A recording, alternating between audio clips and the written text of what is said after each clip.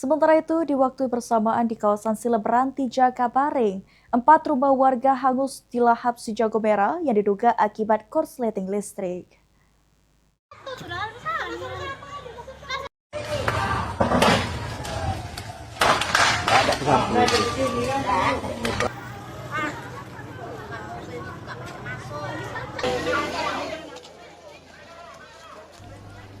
Kebakaran menghanguskan sejumlah rumah warga di kawasan padat penduduk, tepatnya di Lorong Bersama, Kelurahan Silebranti, Kecamatan Jakabaring, Palembang, pada Sabtu sekitar pukul 11 waktu Indonesia Barat.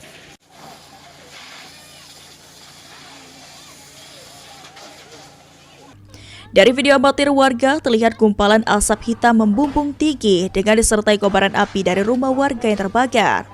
Dapat informasi tersebut, petugas pemadam kebakaran langsung mendatangi lokasi kebakaran dan langsung berjibaku melakukan pemadaman api.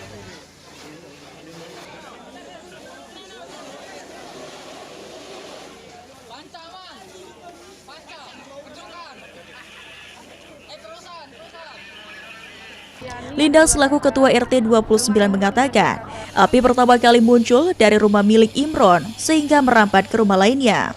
Atas kejadian ini, Linda berharap ada bantuan dari pemerintah untuk warganya yang terkena musibah.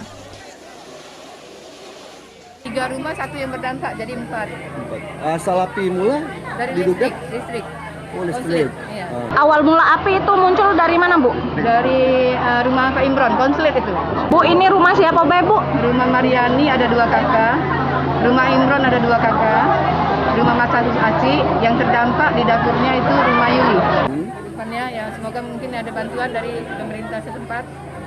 Di tempat yang sama, Pamapta SPKT Polrestabes Palembang Ibda Tamia Ramadhani mengatakan, diduga kebakaran yang menghanguskan 3 rumah dan 1 terdampak ini akibat korsleting arus pendek listrik.